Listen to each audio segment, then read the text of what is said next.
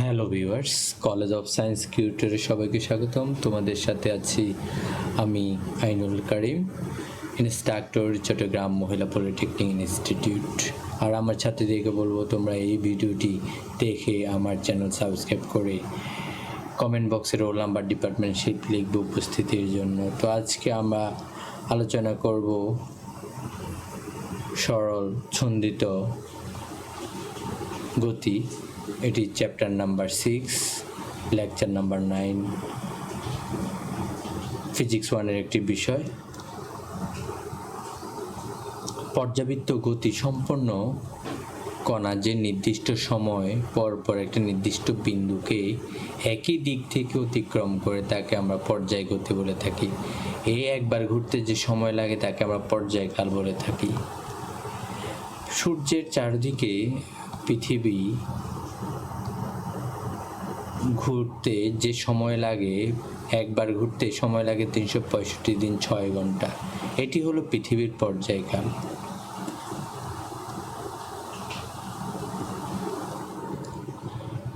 পর্যাবৃত্ত গতি সম্পন্ন কোনো বস্তু কণা যদি এমনভাবে স্পন্দিত হয় যে কণার উপর ক্রিয়াশীল বল কণার সাম্য অবস্থানের অভিমুখী হয়। যেমন আমরা যে রেখা দেখতে পাচ্ছি এটি হলো সাম্য অবস্থান। এই দোদুল্যমান বস্তুটি সবসময় এই সাম্য অবস্থানমুখী হয়। এই বলের মান সর্বদাই সাম্য অবস্থান থেকে কণার সরণের সমানুপাতিক হয়। তাহলে এই বস্তু কণাটির গতিকে সরল ছন্দিত স্পন্দন বলে। অর্থাৎ বস্তুটি যেদিকেই যাক না কেন এটি একটি নির্দিষ্ট সাম্য অবস্থানের দিকে ধাবিত হয় এবং এই বস্তুটির উপর যে বল প্রযুক্ত হয় তা সরণের সমানুপাতিক হয়। অর্থাৎ বল বাড়তে থাকলে সরণও বাড়তে থাকে, কিন্তু বিপরীতমুখীভাবে এটি সম্পন্ন হয়। সরল ছন্দিত স্পন্দনশীল কণিকাকে ছন্দিত স্পন্দক এবং এর গতিকে সরল ছন্দিত গতি বলা হয়।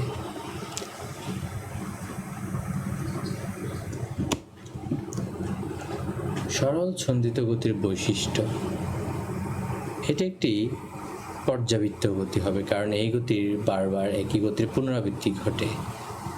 এটি একটি সরল রৈখিক গতি। একটা নির্দিষ্ট একটি সরল রেখা বরাবর এই গতিশীল থাকে। যে কোনো সময় কণার উপর ক্রিয়াশীল বলের মান, এই কণাটির উপর ক্রিয়াশীল বলের মান কণাটির সরণের সমানুপাতিক ও বিপরীতমুখী হয়।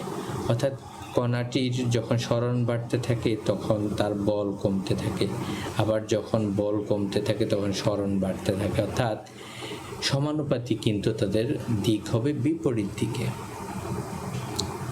এই গতির সাথে সংশ্লিষ্ট একটি বল সর্বদা নির্দিষ্ট বিন্দু অভিমুখী হয়। অর্থাৎ এই বস্তুটি যেদিকে যাক না কেন এটি সবসময় নির্দিষ্ট সাম্য অবস্থানমুখী হয়। স্পন্দনের সীমা মধ্য অবস্থানের উভয় দিকে সমান দূরে অবস্থিত, অর্থাৎ যে দুই দিকেই সমান দূরত্ব অতিক্রম করে। কণার সরণকে সাইন বা কোসাইন ফাংশন দ্বারা প্রকাশ করা হয়, অর্থাৎ এটি সাইন ফাংশন দ্বারা বা কোসাইন ফাংশন দ্বারা আমরা প্রকাশ করতে পারি। একটি নমনীয়, অপ্রসারণশীল, ওজনহীন, পাকহীন এই ধরনের একটি সুতার সাহায্যে এক প্রান্তে একটা ভারী বস্তুকে ঝুলিয়ে দিলে বস্তুটি কোনো একটা প্রান্ত থেকে যদি বিনা বাধায় দুলতে দেওয়া হয়, তবে সেটি যদি এদিক ওদিক দুলতে থাকে তবে তাকে আমরা সরল দোলক বলব। বাস্তবে এই ধরনের সরল দোলক পাওয়া সম্ভব নয়, কারণ নমনীয়, অপসারণশীল, ওজনহীন, পাকহীন সুতা পৃথিবীতে বাস্তবভাবে পাওয়া অসম্ভব, তাই এটিকে কল্পনা করা হয়েছে। যে ক্ষুদ্র ভারী বস্তুটিকে সুতার সাহায্যে ঝুলানো হয় তা বব পিণ্ড বলে। চিত্রে এই বস্তুটি হলো বব বা পিণ্ড। যে বিন্দু হতে সুতার সাহায্যে ঝুলানো হয়, যে বিন্দু হতে এই বস্তুটিকে ববটিকে সুতার সাহায্যে ঝুলানো হয়, এই বিন্দুটাকে বলা হয় ঝুলন বিন্দু। ও হচ্ছে ঝুলন বিন্দু এই জায়গায়।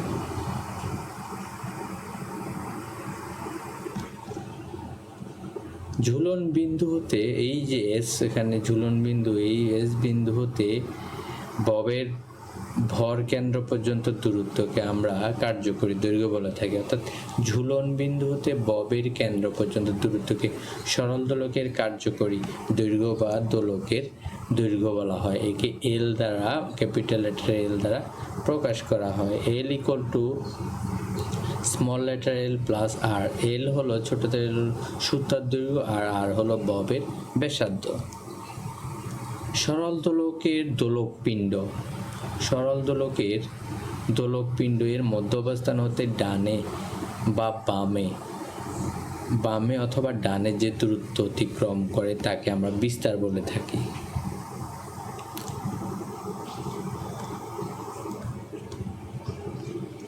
দোলকপিণ্ড এক প্রান্ত থেকে যাত্রা শুরু করে আবার অপর প্রান্তে গিয়ে আবার আগের অবস্থানে ফিরে আসলে তাকে আমরা এক পূর্ণ দোলন বলি। অর্থাৎ ববটি বি বিন্দু থেকে যাত্রা শুরু করে এতে গিয়ে যদি আবার বি বিন্দুতে ফিরে আসে তবে একটি পূর্ণ দোলন সম্পন্ন হয়। একটি পূর্ণ দোলনের জন্য যে সময় লাগে তাকে দোলনকাল বা পর্যায়কাল বলে থাকি। অর্থাৎ বিতে গিয়ে আবার এতে, বি থেকে এতে গিয়ে আবার বিতে ফিরে আসলে একটি পূর্ণ দোলন সম্পন্ন হয়। এই সময়ের, এই পূর্ণ দোলন সম্পন্ন হতে যে সময় লাগবে তাকে আমরা বলবো দোলনকাল বা পর্যায়কাল। একে বড় হাতের বা ক্যাপিটাল লেটার টি দ্বারা প্রকাশ করা হয়। একটি সরল দোলক প্রতি সেকেন্ডে যতগুলো পূর্ণ দোলন সম্পন্ন করে, একটি সরল দোলক প্রতি সেকেন্ডে যতগুলো পূর্ণ দোলন সম্পন্ন করে তাকে তার কম্পাঙ্ক বলে। অর্থাৎ সময় যদি 1 সেকেন্ড হয় তবে পূর্ণ দোলন যদি 10টি হয় মনে করি, তাহলে এটি কম্পাঙ্ক হবে 10 সাইকেল পার সেকেন্ড। অর্থাৎ 10 চক্র, 10টি দোলন, পূর্ণ দোলন 1 সেকেন্ডে, তাহলে আমরা 10 হার্টজ বলতে পারি। অর্থাৎ 1 সেকেন্ডে 10টি পূর্ণ সাইকেল সম্পন্ন হয়েছে। এই হলো আমাদের কম্পাঙ্ক। মনে করলাম n হলো কম্পাঙ্ক। যদি পূর্ণ দোলন সংখ্যা n সংখ্যক হয় এবং ওই পূর্ণ n সংখ্যক দোলন সম্পন্ন করতে পূর্ণ দোলন সময়ে যদি t সেকেন্ড লাগে তবে আমরা একক সময় করলে আমরা মোট টোটাল দোলন, পূর্ণ দোলন সংখ্যা ভাগ টোটাল সময়কে ভাগ করলে আমরা একটা পূর্ণ দোলনের জন্য সময় পাবো। সেক্ষেত্রে আমরা n ইকুয়াল টু লিখতে পারি ক্যাপিটাল লেটারের n বাই স্মল লেটারের টি। এই হলো আমাদের কম্পাঙ্ক বিষয়। একটি সরল দোলক অল্প বিস্তারে তুলতে থাকলে নিম্নোক্ত সূত্রগুলো মেনে চলবে। সমকাল সূত্র। কৌণিক বিস্তার খুব অল্প হলে, কৌণিক বিস্তার হলো সুতার রেখার সাথে এখানে যে কোণ উৎপন্ন হয় সেটা হলো কৌণিক বিস্তার। আমরা সাধারণত কৌণিক বিস্তার 4 ডিগ্রি হিসাব করি। কৌণিক বিস্তার খুব অল্প হলে কোনো নির্দিষ্ট স্থানে নির্দিষ্ট দোলকের প্রতিটি দোলনের জন্য সমান সময় লাগে। অর্থাৎ এটি প্রতিটা দোলনের জন্য একই সময় লাগবে। যদি আমাদের অভিকর্ষ ত্বরণ জি কার্যকরী দৈর্ঘ্য এল ধ্রুব থাকে তাহলে এবং পর্যায়কাল ডি টি ধ্রুব থাকবে। এই হলো আমাদের সমকাল সূত্র। অর্থাৎ প্রতিটি দোলনের জন্য সমান সময় লাগবে যদি জি এবং এল ধ্রুব থাকে এবং কৌণিক বিস্তার 4 ডিগ্রি হয়। দৈর্ঘ্যের সূত্র। কৌণিক বিস্তার খুব অল্প হলে কোনো নির্দিষ্ট স্থানে একটি সরল দোলকের দোলনকাল কার্যকরী দৈর্ঘ্য এল এর বর্গমূলের সমানুপাতিক। দোলনকালটি কার্যকরী দৈর্ঘ্য এল এর বর্গমূলের সমানুপাতিক। অর্থাৎ একটি পূর্ণ দোলন সম্পন্ন হতে সময় লাগে টি, আর সুতা এবং ববের ব্যাসার্ধ হলো কার্যকরী দৈর্ঘ্য এল। যদি সুতা দৈর্ঘ্য আর ববের ব্যাসার্ধ বাড়তে থাকে তাহলে দোলনকালও বাড়তে থাকবে। সাপোজ আমরা মনে করলাম কার্যকরী দৈর্ঘ্য 4 গুণ বৃদ্ধি পেয়েছে, তাহলে দোলনকাল বৃদ্ধি পাবে 2 গুণ, অর্থাৎ 4√4, তাহলে আমরা পাবো 2, তাহলে দোলনকাল বৃদ্ধি পাবে 2 গুণ। যদি 9 গুণ কার্যকরী দৈর্ঘ্য বৃদ্ধি পায়, তবে দোলনকাল বৃদ্ধি হবে 3 গুণ। যখন অভিকর্ষ ত্বরণ ধ্রুব থাকবে তখনই সম্ভব এই ঘটনাটি ঘটবে। অভিকর্ষ ত্বরণের ক্ষেত্রে কৌণিক বিস্তার খুব অল্প হলে, অর্থাৎ 4 ডিগ্রির মধ্যে থাকলে, আমরা আগেই বলেছি কোনো নির্দিষ্ট সরল দোলকের জন্য দোলনকাল অভিকর্ষীয় ত্বরণের বর্গমূলের ব্যস্তানুপাতিক। যদি অভিকর্ষ ত্বরণ বৃদ্ধি পায় তবে দোলনকাল কমতে থাকবে। অর্থাৎ অভিকর্ষ ত্বরণ বৃদ্ধি পেলে পৃথিবীর আকর্ষণ বল বেড়ে যাবে, এতে বস্তুটি বেশি দূর যাবে না, অর্থাৎ দোলনকাল কম হবে। যদি কার্যকরী দৈর্ঘ্য ধ্রুব থাকে তবে এটি সম্ভব। অর্থাৎ যদি অভিকর্ষ ত্বরণ 4 গুণ বৃদ্ধি পায় তবে দোলনকাল কমবে 2 গুণ। যদি অভিকর্ষ ত্বরণ 9 গুণ বৃদ্ধি পায় দোলনকাল কমবে 3 গুণ। এভাবে অভিকর্ষ ত্বরণের বাড়ার সাথে সাথে দোলনকাল কমতে থাকবে। এটি হলো অভিকর্ষ ত্বরণের সূত্র। ভরের সূত্র। কৌণিক বিস্তার খুব অল্প হলে 4 ডিগ্রির মধ্যে থাকলে কোনো নির্দিষ্ট স্থানে একটি সরল দোলকের দোলনকাল পিণ্ডের ভর, আকৃতি বা উপাদানের উপর নির্ভর করে না। অর্থাৎ ববটি কি দিয়ে তৈরি সেটি কখনোই দোলনকালের উপর প্রভাব ফেলবে না। এই হলো ভরের সূত্র। যে দোলকের দোলনকাল 2 সেকেন্ড থাকে সেকেন্ড দোলক বলে। অর্থাৎ একবার গিয়ে আবার ফিরে আসতে যদি 2 সেকেন্ড সময় নেয় তবে তাকে আমরা বলবো সেকেন্ড দোলক। যদি দোলনকালের সমীকরণটি হলো 2π√L/g হয় তবে দোলনকাল যেহেতু আমাদের 2 সেকেন্ড, সেহেতু 2 বসালে আমাদের সমীকরণটি দাঁড়ায়, উভয় পক্ষে বর্গ করলে L = অভিকর্ষ ত্বরণ /π²। এটি হলো অভিকর্ষ সেকেন্ড দোলকের সমীকরণ। এটি হলো সেকেন্ড দোলকের সমীকরণ। সরল দোলকের গতি, সরল দোলন গতি।